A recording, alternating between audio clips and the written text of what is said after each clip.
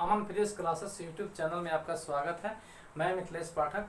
आज हम लोग आवेशों का असंतत एवं सतत वितरण के बारे में पढ़ने जा रहे हैं। तो देखिए, किसी स्थान पर जब अनेक आवेश विभिन्न बिंदुओं पर स्थित होते हैं, विभिन्न बिंदु का मतलब है कोई स्थान है, मान लीजिए यहाँ आवेश, यहाँ आवेश, यहाँ आवेश, अलग अलग बिंदुओं पर आवेश स्थित होते हैं, तो ऐसे वितरण को हम लोग कहते हैं असंतत वितरण। ठीक है, वही उसी आवेश को यदि हम किसी सुचालक तार के पास उसमें ले जाएंगे, सुचालक तार के ऊपर ले जाएंगे, तो वहाँ पे क्या होगा कि आवेश एकदम आकर पास में सट जाएगा, काफी नजदीक हो जाएगा, और इतने नजदीक हो जाएगा कि उसके बीच की दूरी बहुत ही कम हो जाएगी। तो वैसे वितरण को हम कहेंगे आवेश का संतत वितरण। और संतत वितरण में परिणामी विद्युत बल ज्ञात करने के लिए हमें समाकलन विधि का उपयोग करना पड़ता है। और समाकलन विधि के लिए तीन तरह के घनत्व लिए जाते हैं। पहला, आवेश का रैखिक घनत्व, दूसरा आवेश का पृष्ठ घनत्व, तीसरा आवेश का आयतन घनत्व। मतलब जो आवेश हमारा होगा, हो सकता है किसी रेखा का अनुदिश हो, किसी पृष्ठ का अनुदिश हो, किसी आयतन का अनुदिश हो।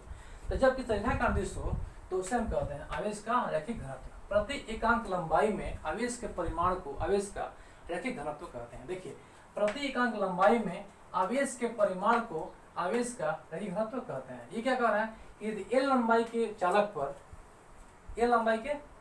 पर क्यू आवेश वितरित हो, ठीक है, एल लंबाई के चालक पर क्यू आवेश वितरित हो, तो आवेश का पृष्ठ घनत्व जो होगा लैम्डा बराबर क्यू बटा एल। क्योंकि एल लंबाई पर अगर एल लंबाई पर क्यू आवेश हो तो एक लंबाई पर क्यू बटा एल, तो क्यू बटा एल हो गया। इसका ऐसा ही मतलब क्यू का होता है कूलम और एल का होता है मीटर, तो एम कूलम प्रति मीटर। अब देखिए, आवेश का पृष्ठ घनत्व हम पहले ही बोले थे कि आवेश अगर रेखा का अनुदिश हो तो उसका घनत्व होता है आवेश का रैखिक घनत्व। आवेश अगर किसी पृष्ठ का अनुदिश हो तो आवेश का पृष्ठ घनत्व। अब प्रति एकांक देखिए सेम है, प्रति एकांक लंबाई और प्रति एकांक क्षेत्रफल, तो बस इसमें होगा क्यू बटा ए। यहाँ पर एल की जगह पर ए होगा, ए माने एरिया होता है, तब पृष्ठ पे तो एरिया ही होगा, रेखा का अनुदिश होगा तो लंबाई होगा उसमें, तो इसका ऐसा ही मतलब कूलम ए का मीटर स्क्वायर, तो प्रति ए का बटा में है m-2। अब आवेश का वितरण किसी आयतन में हो तो आयतन का तो भी होता है, इसका ऐसा ही मतलब कूलम प्रति मीटर क्यूब Cm-3 होता है। चलिए एक बार फिर आपको डिस्कस करता हूँ। इसका बहुत ही आसान पॉइंट है, ठीक है, और इस चैप्टर का सबसे लास्ट पॉइंट है। विद्युत आवेश कूलम का नियम चैप्टर पहला था, उसका अंतिम पॉइंट हम लोग पढ़ रहे हैं। एक बार फिर देखते हैं कि यदि किसी स्थान पर अनेक बिंदु आवेश विभिन्न बिंदुओं पर स्थित होते हैं तो आवेश के वितरण को असंतत वितरण कहते हैं। अब वही आवेश किसी स्थान पर बहुत पास में रहते हैं, अनेक बिंदुओं पर नहीं, मान के चलिए एक ही जगह पर बहुत पास अनेक आवेश होते हैं, तो उसे कहते हैं संतत वितरण या निरंतर वितरण। तो इन आवेश संतत वितरण के कारण जब हम विद्युत बल निकालते हैं तो समाकलन की विधि उपयोग की जाती है। और समाकलन की विधि के लिए, इंटीग्रेशन की विधि के लिए हमें तीन तरह घनत्व लिया जाता है। तो आवेश का वितरण जो हो सकता है वो तीन तरह का हो सकता है। ये रेखा के अनुदिश, पृष्ठ के अनुदिश, आयतन के अनुदिश।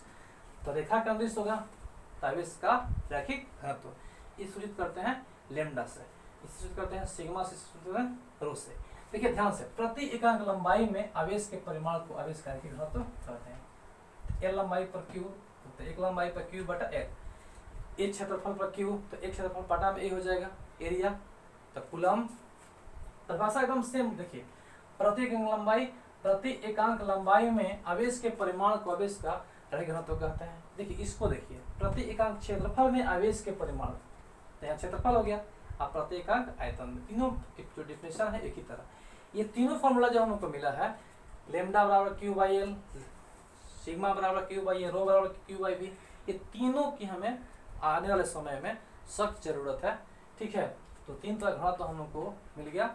ठीक है, तो असंतत वितरण में आवेश विभिन्न दूरी पर होता है और संतत में आवेश बहुत ही करीब होता है, क्योंकि बीच की दूरी बहुत ही कम होती है, तो संतत वितरण कहलाता है। असंतत वितरण के लिए तीन तरह का आवेश लेते हैं, आवेश घनत्व लेते हैं, आवेश का रैखिक घनत्व, आवेश का पृष्ठ घनत्व, आवेश का आयतन घनत्व। ठीक है, आज के इस वीडियो में इतना ही।